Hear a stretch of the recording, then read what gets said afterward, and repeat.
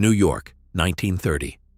Every dawn, thousands of desperate men, many recent immigrants, lined up for a shot at $1.50 an hour, knowing they might never return home.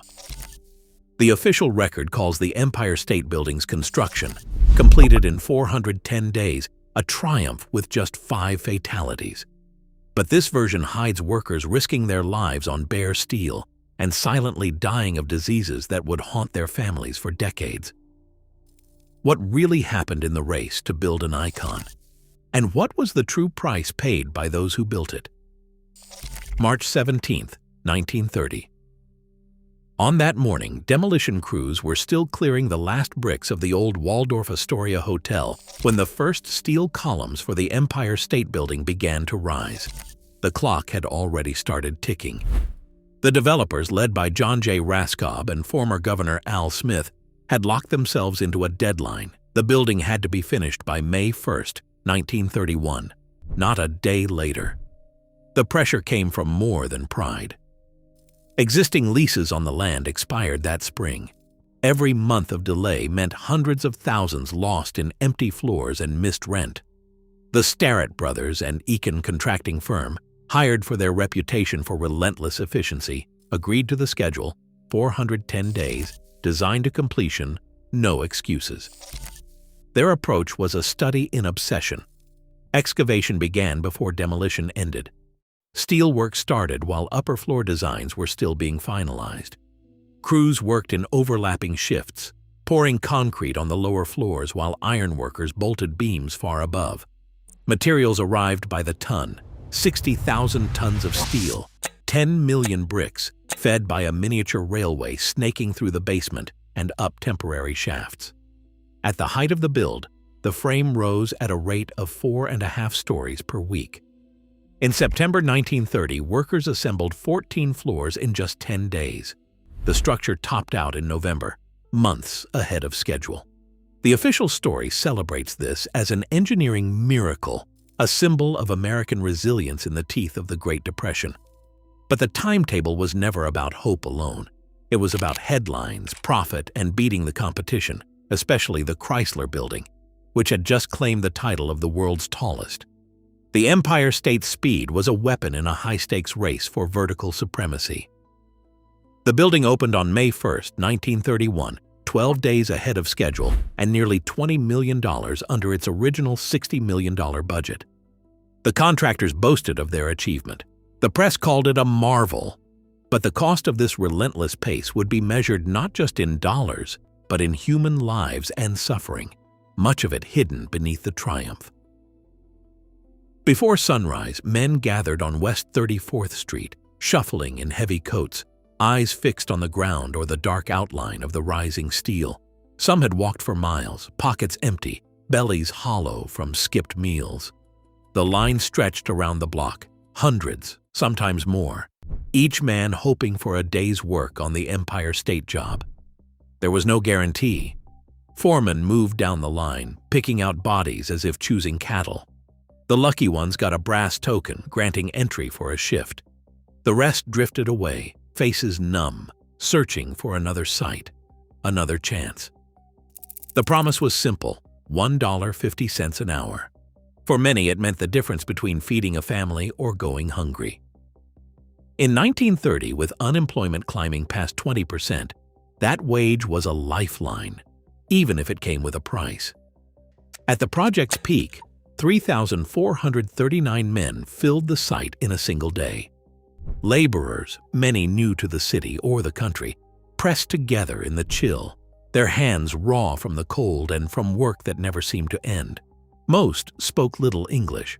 Some had traded farms in Pennsylvania or villages in Italy for this line, drawn by rumors of steady pay and a meal at noon. The job was never just a job, it was a gamble. Men took it knowing the risks, heights that made your knees shake, machinery that could crush a hand, a single misstep that sent you tumbling 10, 20, 100 stories. But hunger dulled fear. The men in line did not talk about danger. They talked about rent, about bread, about wives waiting at home. Some brought sons barely old enough to shave, hoping youth might win a foreman's favor. For the developers, this endless supply of desperate laborers was a resource, one that kept the project moving faster than any skyscraper in history. For the men in line, the Empire State was not a miracle.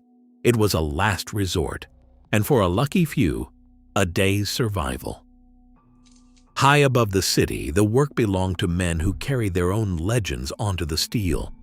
The Mohawk iron workers, many from the Kanawake Reserve near Montreal, became known for their steady nerves and unshakable balance. Generations of their families had crossed borders and rivers for jobs that other men refused. The Mohawk called it walking iron.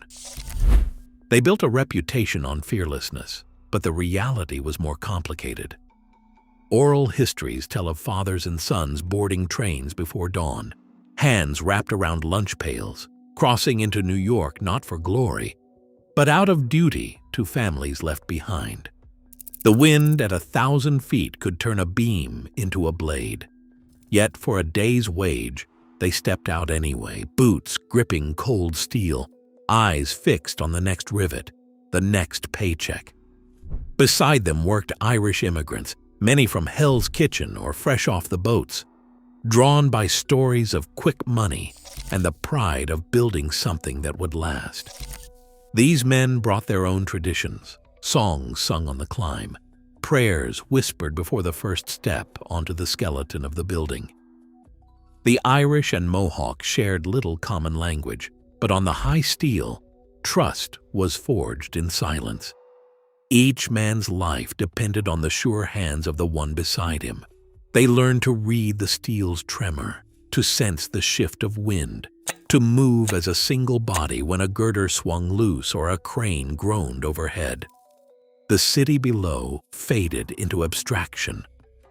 Up here, the world shrank to a few inches of beam and the rhythm of the rivet gun. There was no harness, no net, only the memory of those who had fallen on other jobs, and the knowledge that a single misstep would mean a long, silent drop. The stories passed down in Mohawk families speak of uncles and cousins lost, their names missing from official records, remembered only in family gatherings and union halls. For these men, the Empire State Building was not an icon. It was a test of nerve, a way to send money home, and a daily negotiation with fear. The pride they took in their work was real, but it lived alongside hunger, exhaustion, and the constant awareness that the city's marvel was built on the bones and bravery of men who rarely made the headlines. Only 5 worker deaths appear in the official records for the Empire State Building's construction. That number is carved into countless histories, repeated by guides and anniversary broadcasts as proof of a miracle, proof that even at breakneck speed the project was safe. But the paper trail tells a more complicated story. The figure comes from contractor reports and city filings, not from a full public accounting. Coroner's logs from 1930 and 1931 show names that match the 5 acknowledged deaths: a man crushed by a hoist, another struck by a truck, and 3 who fell, one from the 58th floor, another from scaffolding, the last down an elevator shaft.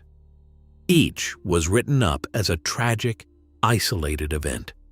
There are no official mentions of workers who died later from injuries, or men who vanished from the payroll after a fall, never to return. No record tracks those who were sent home with broken backs, or those whose families received a few dollars in hush money instead of a death certificate.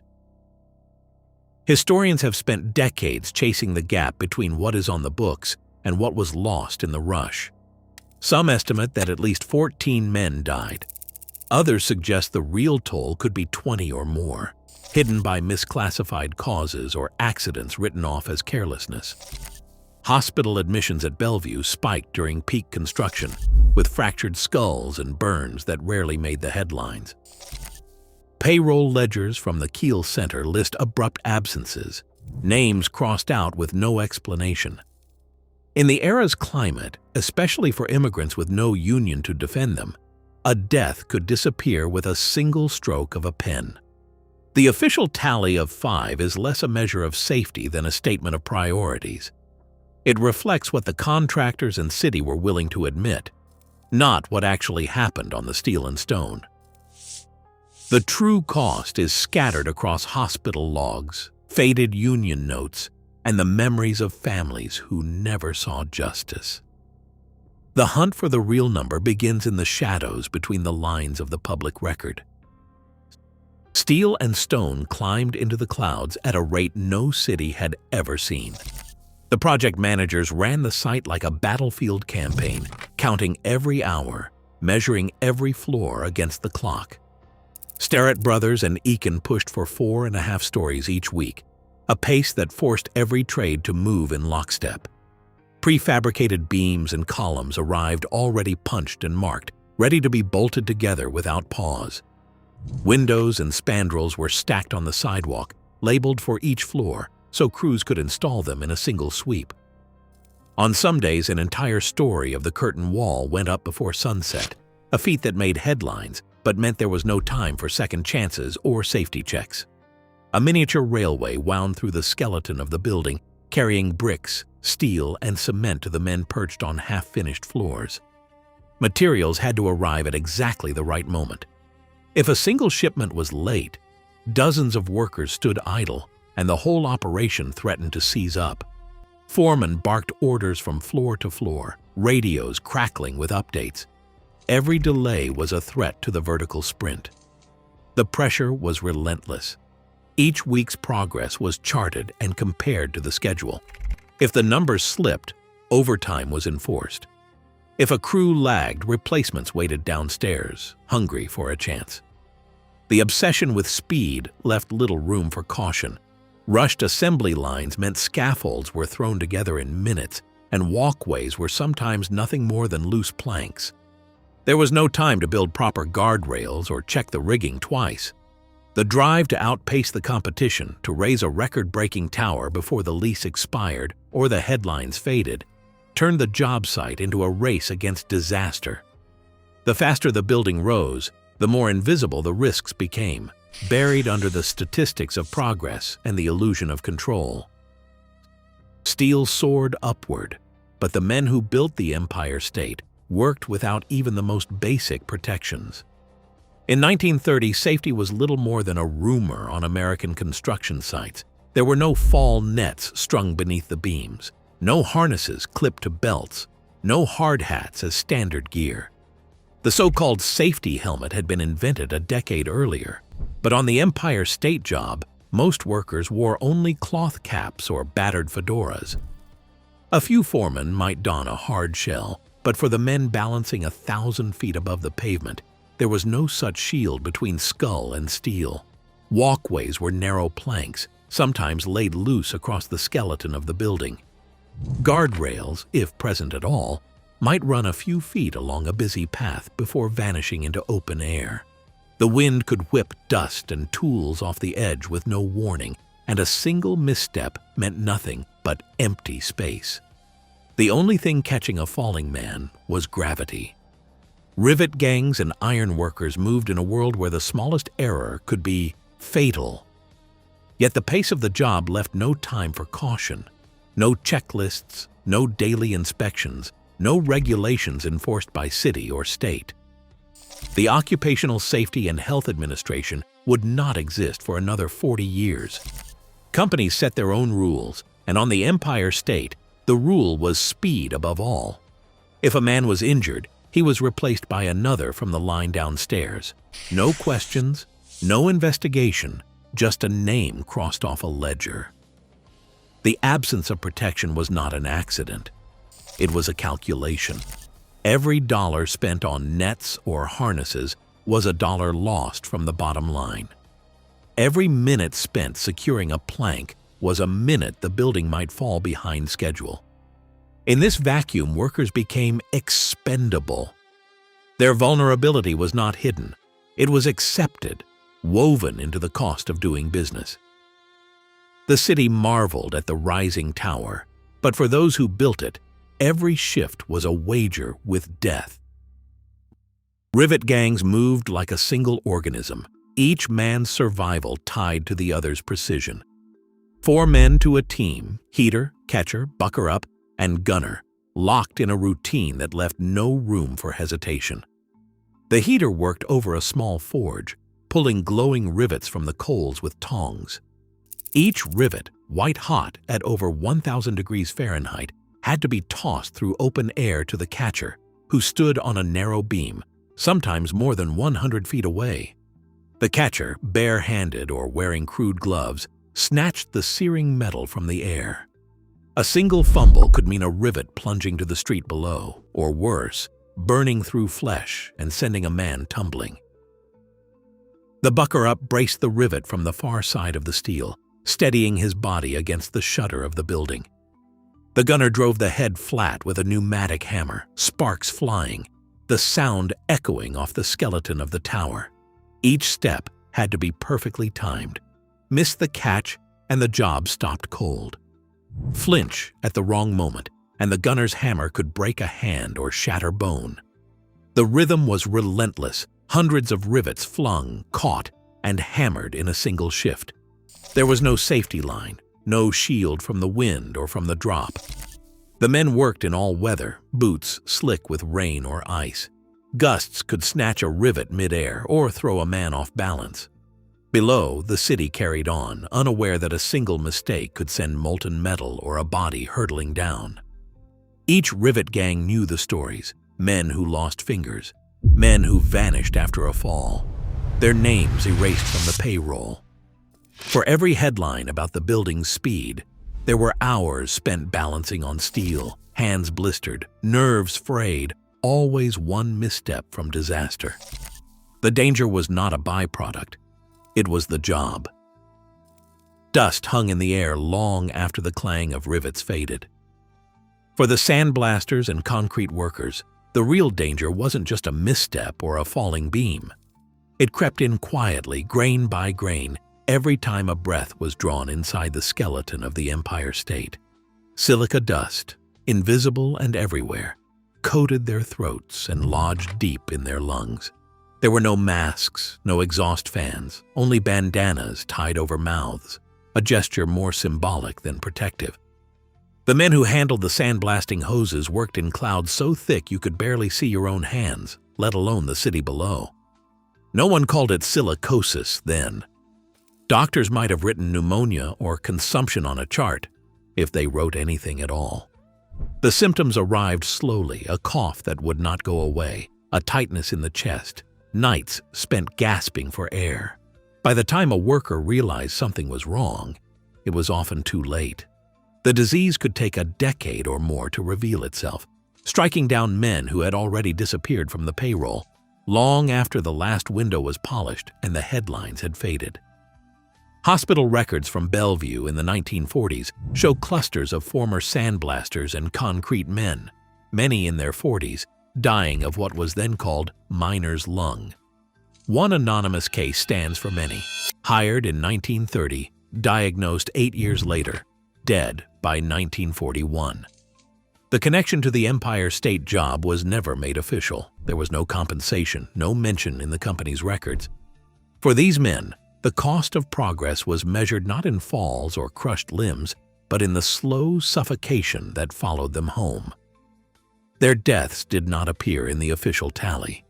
They were casualties of a different kind, hidden, delayed, and largely forgotten.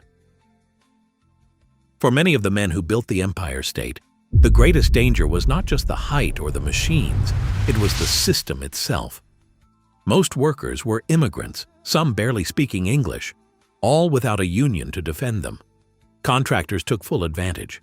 Starrett Brothers and Eakin hired almost exclusively through daily shape-ups, bypassing established unions and their safety demands. This meant no job security, no voice to question unsafe orders, and no one to speak for a man if he was hurt or killed. If a worker complained, he was simply replaced by another from the endless line outside. Language barriers left these men isolated. Instructions barked in English could be misunderstood or missed entirely. Warnings went unheard. In an environment where one wrong step meant a fall from 50 stories, not understanding could be fatal. Foremen rarely cared. To them, every man was replaceable, every delay a threat to the schedule.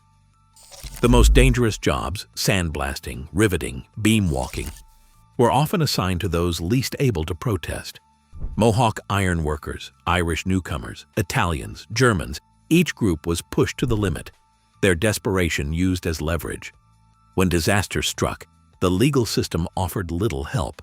New York's compensation laws were weak, and most claims were denied under the doctrine of assumption of risk. If a man was injured or killed, the company argued he had known the dangers and accepted them. For families left behind, this meant no real compensation, maybe a small payout. More often, nothing at all. Widows and children, already on the edge, were left to fend for themselves. The records show few lawsuits, fewer victories.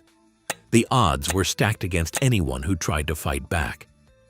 Profit depended on this imbalance. Every shortcut, every ignored safety measure, every silent injury saved time and money. The men who raised the Empire State were not just risking their bodies, they were trapped by a system designed to keep them powerless, invisible, and expendable. Danger on the Empire State job was never just a private fear. Newspapers turned it into a public spectacle, splashing headlines about speed and daring across their front pages. The image of men perched on beams, eating lunch high above the city became instant legend, proof, so the story went, of American nerve and ingenuity. But the most famous photo of all, the so-called lunch atop a skyscraper, wasn't even taken on the Empire State. It was staged at Rockefeller Center in 1932. Yet the myth stuck, recycled in articles and anniversary spreads, erasing the real faces and real losses behind the steel. The press was complicit. Reporters praised Sky Boys for their bravery, glossing over the fact that these men had no choice but to risk their lives for a paycheck.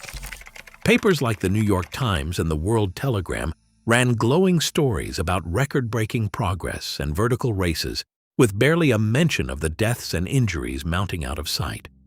Public fascination with the spectacle of danger fed the developers' bottom line, turning risk into entertainment and suffering into a selling point.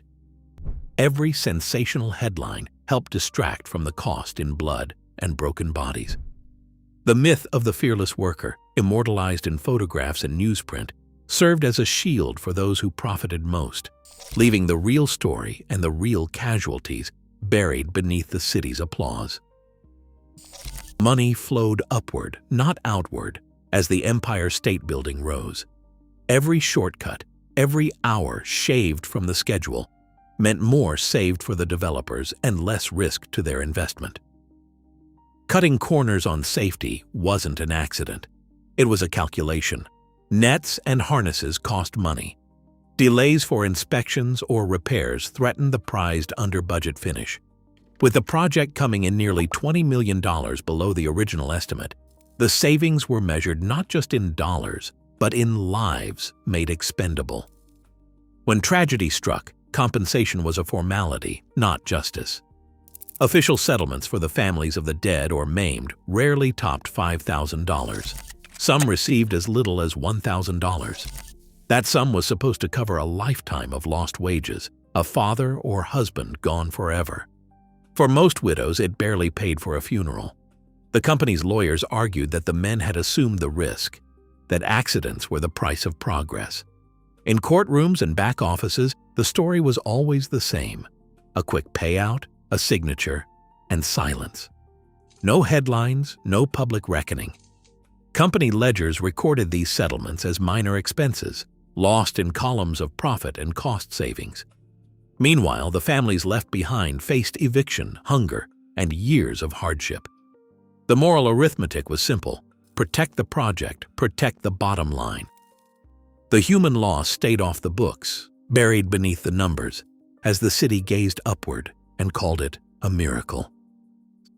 Silence was built into the Empire State's foundation as surely as steel and stone. When a man was hurt or killed, the official story rarely changed. It was his own carelessness, a simple mistake, nothing to see. Contractors and insurers had every reason to keep it that way. Blame was shifted downward, away from the boardrooms and onto the backs of the laborers. Accident reports, when filed, often cited worker error as the root cause. Never faulty equipment, never a rushed schedule, never a missing guardrail. This narrative protected profits and reputations, insulating the men at the top from scrutiny or blame. Insurance companies, facing claims from grieving families, leaned hard on the idea that danger was just part of the job. If a widow came forward, she was met with forms and denials, told her husband had ignored orders or taken an unnecessary risk. The payout, if it came at all, was a pittance. Behind closed doors, settlements were offered in exchange for silence, a signature, a handshake, and a promise never to speak out. For immigrant families, the threat of losing what little support they had was enough to keep them quiet. Developers depended on this culture of concealment. Every accident kept out of the headlines, every story buried under paperwork, helped maintain the myth of a safe, heroic build.